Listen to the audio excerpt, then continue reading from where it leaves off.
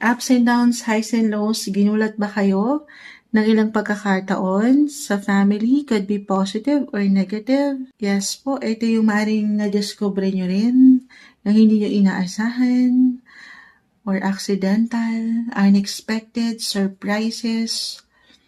Family, guys. Relationship-wise, napakalawak din yan. Maaaring sinubo kayo or mailang challenges sa part na yan na sobrang makaka-relate ngayon pa lang sa Moonchild kasi ang daming ganap ngayon sa pamilya. Tinas kayo, pero napanghawakan mo. Proud ako sa iyo, Cancer. Ibinigay mo ang best mo, nagsikap ka, nanlaban ka sa kabila ng ilang challenges. Hindi naging madali, pero patuloy kang nag-grow. Kita mo may puno dito, the Empress card, napupuna kayo sa mga paraan na hindi nyo inaasahan. Or merong I feel tahimik lang na nakasilay sa inyong kakayanan.